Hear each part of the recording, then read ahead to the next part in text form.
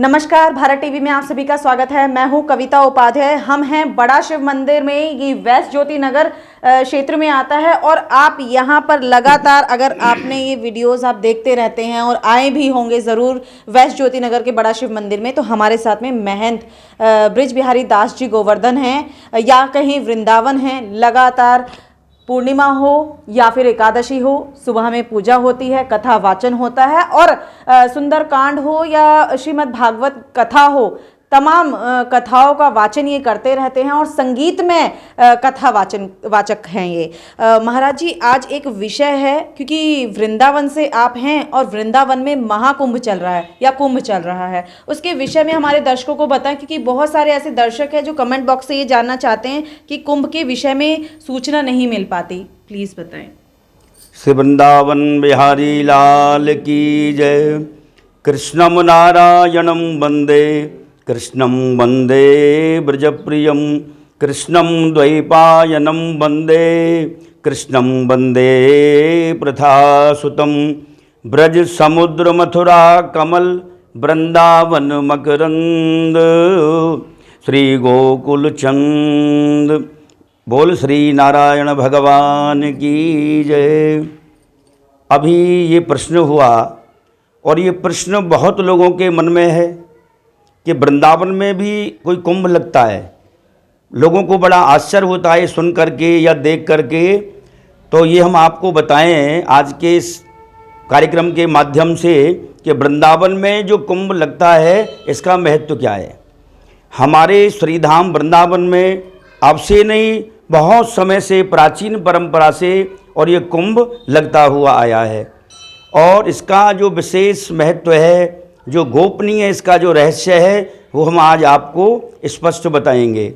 एक बार सारे देवी देवता, सारे तीर्थ मिलकर के भगवान विष्णु के पास क्षीर सागर में गए। वहाँ जाके सारे तीर्थों ने भगवान से प्रार्थना की कि हे नारायण, संसार में रहने वाले जो लोग हैं वो अपने अपने पापों को लेकर के हम सारे तीर्थों में आ जाते हैं, तीर्थों में आके स्नान करके चले जाते हैं, खुद निर्मल हो जाते हैं, लेकिन अपना जो पाप है, अपने जीवन की जो मल है, जो गंदगी है, उसे हम तीर्थों में छोड़ जाते हैं। और उसे छोड़ जाने के कारण बोले हे नारायण, हमारा जो जल है वो कलुषित हो जाता है, यानी मलयुक्त हो जाता है। अब हमारे अंदर जो लोगों का पाप इकट्ठा हुआ है, एकत्रित हुआ है, तो हे नारायण, ये वहाँ से दूर कैसे होगा?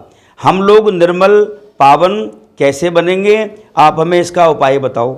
तब भगवान श्री नारायण ने सारे तीर्थों से कहा कि हे तीर्थों, जो प्रयागराज है ये तुम्हारा सबका राजा रहेगा, सारे तीर्थों का। और तुम सारे तीर्थों को मैं ये वरदान देता हूँ कि इनमें जब जब भी बड़ा सुंदर श्रेष्ठ मुहूर्त आएगा, समय आएगा, लोग भले ही स्नान करके चले जाएं, उनका जो मल है कितना भी तुम्हारे अंदर रह जाए, लेकिन जब साधु, वैष्णव, संत, महामंडलेश्वर, जगतगुरु जब तुम में स्नान कर लेंगे तो तुम्हारा सारा जो पाप है वो धुल जाएगा। तो प्रिय बंधुओं, अहम बात यह है कि हमारे हिंदू धर्म के अनुसार, हमारे सनातन धर्म परंपरा के अनुसार हमारे जितने ग्रंथ हैं उन सभी में वर्णन ये आया है कि हमारे जो देवी देवता हैं 33 कोटि देवता हैं, और जैसे 33 कोटि देवता हैं उसी प्रकार से 33 करोड़ हमारे भारतवर्ष में तीर्थ भी हैं।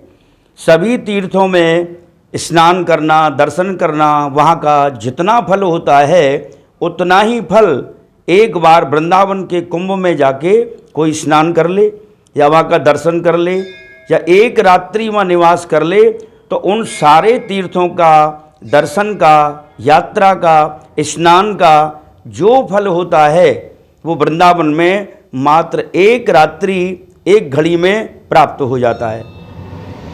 एक और रहस्य भरी बात है, एक बार भगवान नारायण ने तीर्थराज प्रयाग को सारे तीर्थों का राजा बना दिया।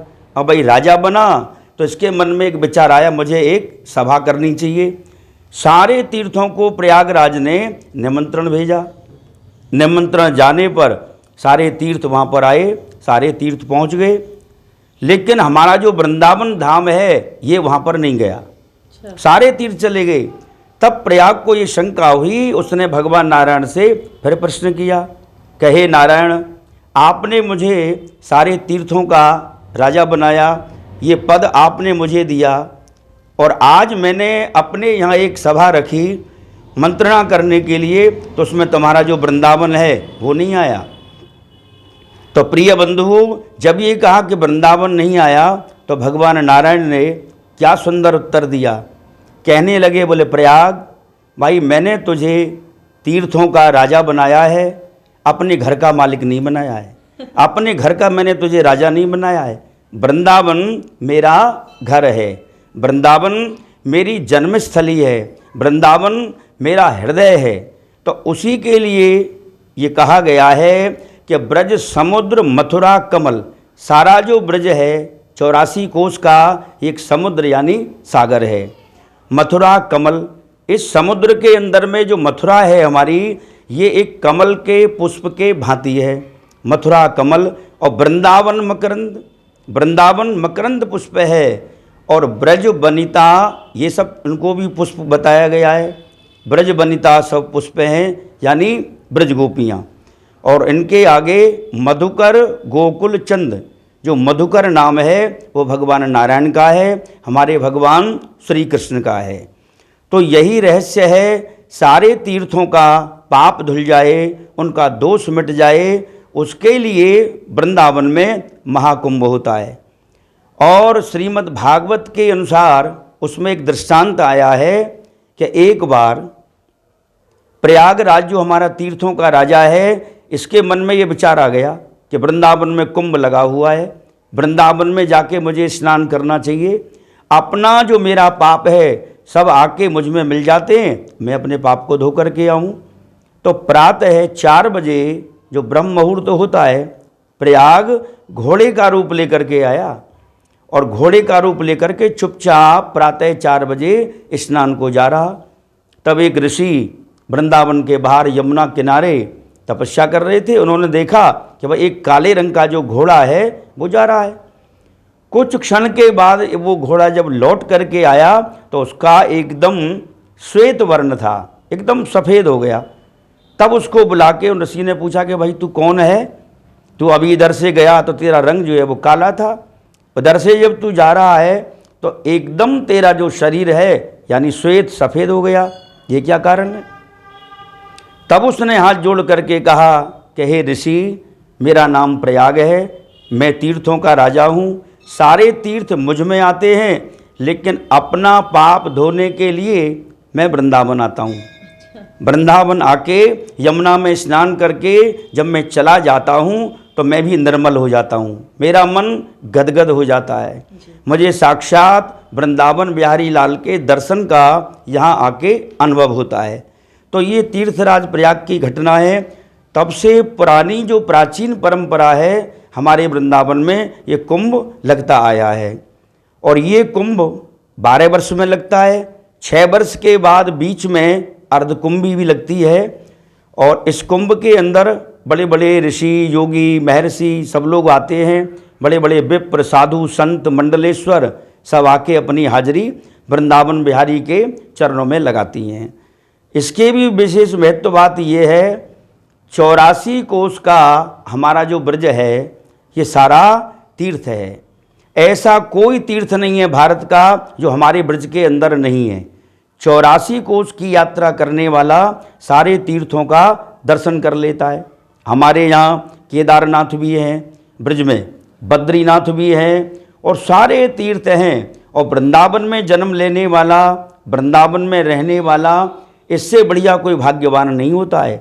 इसके लिए कहा है, कीरत सुता के पग पग पे प्रयाग यहाँ, माधव की केल कुंज कोट कोट काशी हैं, यमुना में जगन्नाथ, रेणुका में रामेश्वर, तर तर पे बसे यहाँ अयोध्या निवासी है, गोपिन के द्वार द्वार हरिद्वार बसे यहाँ, और बद्री केदारनाथ फिरत दास दासी हैं, अरे स्वर्ग अपवर्ग हम लेके करेंगे क्या, जान लो हमें हम वृंदावन वासी हैं।